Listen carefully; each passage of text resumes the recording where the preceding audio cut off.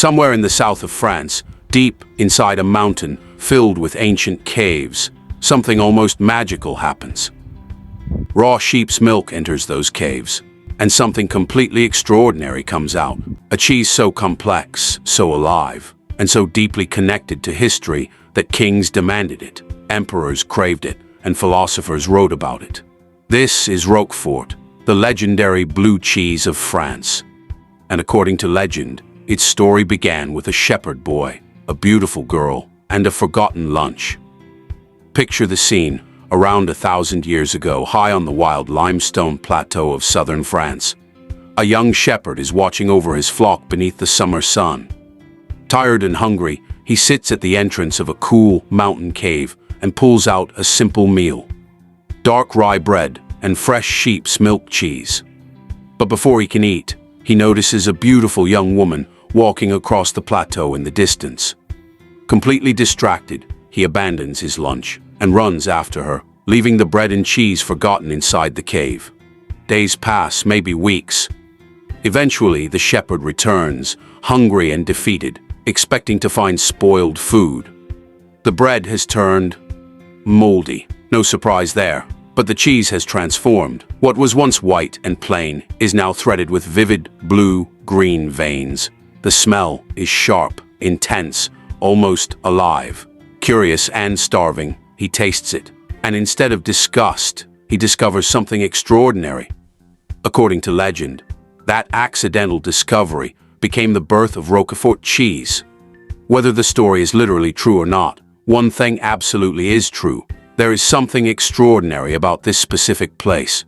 Roquefort-sur-Soulzon sits beside the Combalou mountain in southern France, a limestone massif cracked by geological collapse millions of years ago. That collapse created a network of natural fissures called florines, hidden air shafts running deep through the mountain. These florines constantly pull cool, humid air through the caves, naturally maintaining temperatures around 8 to 10 degrees Celsius with humidity near 95% all year long. In other words, nature itself built the perfect cheese cellar.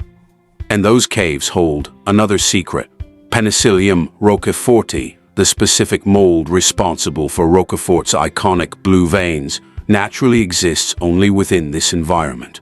Not in nearby caves, not in other mountains, just here.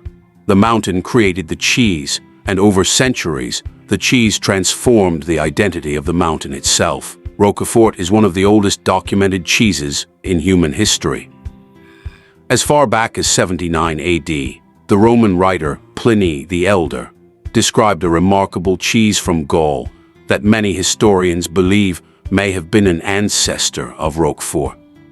By the Middle Ages, the cheese had already reached the tables of royalty. One famous story tells of Charlemagne, emperor of much of Western Europe, being served Roquefort at a monastery in southern France. Alarmed by the blue mold veins, he supposedly began cutting them away before a bishop stopped him and explained that the veins were the best part. Charlemagne tasted it and instantly became obsessed, reportedly ordering cartloads of Roquefort delivered to his palace every year. By 1411, Roquefort became more than just a beloved cheese. It became legally protected. King Charles VI granted the small village of Roquefort-sur-Soulzon the exclusive right to age and ripen the cheese inside its caves. Anyone producing imitation Roquefort could face punishment. Centuries before modern food laws existed, Roquefort already had geographic protection. In 1666, French courts strengthened those protections even further, officially declaring that only cheese matured inside the Combalou caves could legally use the Roquefort name. Then, in 1925, when France introduced the Appellation d'origine contrôlée system, the gold standard for protected regional foods, Roquefort became the very first cheese in history to receive it. Not Brie, not Camembert, not Comté. Roquefort was number one.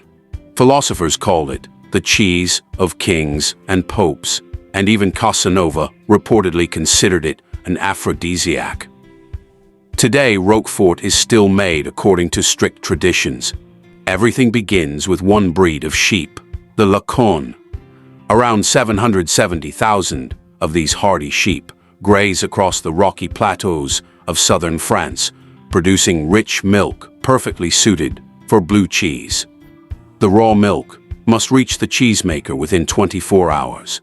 Rennet is added to form curds, which are cut, drained, and placed into cylindrical molds without pressing, preserving the moisture necessary for proper aging. Then comes the mold, Penicillium roqueforti. Traditionally, cheesemakers cultivated it themselves by leaving rye bread inside the caves until it became fully colonized by the native mold. The bread was dried, ground into powder, and sprinkled into the curds. Even today, under AOP law, the mold used in Roquefort must originate from the Combalou caves. After salting, the young wheels are carried into the caves. Here, workers pierce each wheel with long needles, creating air channels through the paste. Oxygen enters, feeding the mold and allowing those dramatic blue-green veins to spread throughout the cheese like marble patterns inside stone. The wheels rest in the cold cave air, absorbing the unique fungal and mineral atmosphere created by the florines before continuing their maturation. The result is unlike any other blue cheese on earth. Roquefort is creamy yet crumbly, rich yet sharp. The first taste delivers salt and deep umami, followed by the grassy sweetness of sheep's milk. Then the blue mold arrives with a peppery tang that lingers on the palate. In great examples, there are notes of nuts, herbs, and even a distant sweetness beneath the intensity. It is bold, complex, and unforgettable. Today, every wheel of Roquefort still follows strict AOP rules. Only Lacan sheep's milk can be used. The mold must originate from the caves. The cheese must age inside the Combalou mountain. Even internationally, the Roquefort name is fiercely protected. It may be one of the most legally defended food products in the world. From a forgotten lunch in a dark cave, to the tables of emperors and kings, to becoming the first protected cheese in French history. Roquefort's story is ultimately about place, about what happens when the right milk, the right mold, the right air, and the right cave come together in one tiny corner of southern France.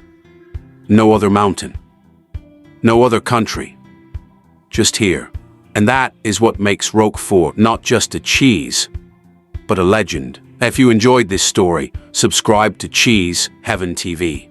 There's an entire world of extraordinary cheeses waiting to be discovered.